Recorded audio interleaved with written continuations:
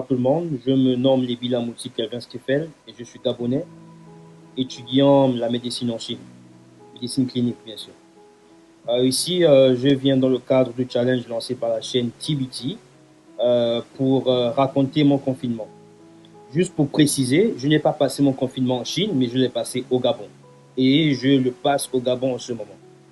Mais puisqu'il m'a été demandé d'apporter une certaine expertise globale que j'ai de la Chine, donc je vais développer mon idée en deux grands points.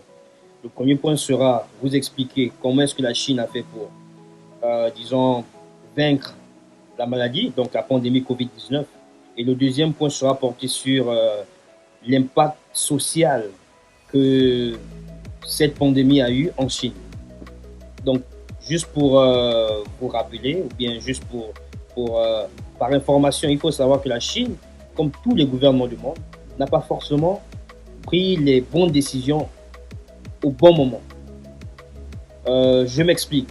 C'était un médecin chinois qui avait fait remarquer aux autorités sanitaires locales qu'il y avait une série de morts suite à un virus jusque-là inconnu. Mais c'était en octobre-novembre, mais jusque les autorités chinoises n'avaient pas pris ça au sérieux.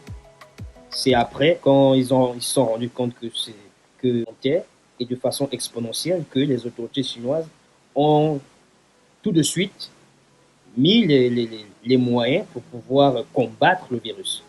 Et ça, c'était avant que le virus ne devienne une épidémie et ensuite une pandémie mondiale. Donc, quelles étaient les décisions et, disons, les décisions gouvernementales de la Chine?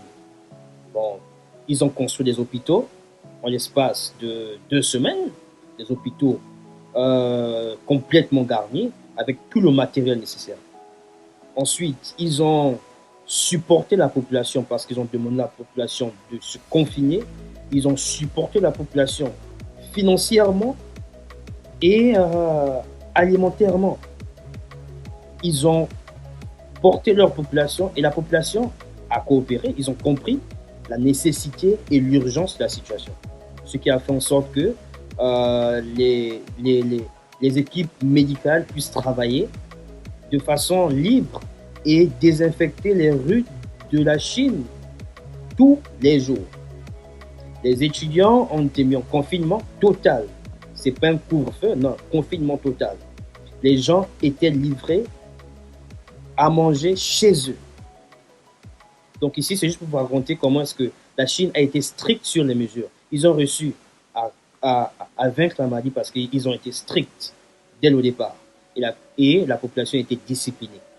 C'est ça, une maladie aussi cruelle. Ensuite, quelle a été, disons, l'influence ou les répercussions de cette maladie sur la société en Chine? Déjà, il faut savoir que le gouvernement chinois a pris des mesures drastiques de supprimer les visas et les permis de résidence de ceux-là qui ont un visa ou un permis de séjour, disons, encore valable, mais qui se trouvent hors de la Chine, pour protéger ceux-là qui sont en Chine et pour mieux agir, pour mieux mener leurs actions contre le Covid-19 en Chine. Ensuite, il faut juste remarquer que le point noir dans l'histoire, c'est juste qu'il y a une certaine vague raciste en Chine contre les étrangers parce que les Chinois se disent que à la fin, ce sont les étrangers qui vont importer la maladie à nouveau. Donc, ils ne veulent plus avoir affaire à cette maladie. D'accord? Donc, ici, c'est juste, la Chine a été un exemple. Ils ont pu vaincre la maladie. Cela veut dire que la maladie peut être vaincue. Donc, mais de quelle manière? Il faut être discipliné, il faut respecter les mesures barrières, il faut rester confiné chez soi et il faut, à la fin, être fort et que le gouvernement supporte sa population. N'oubliez pas de vous abonner à la chaîne TBT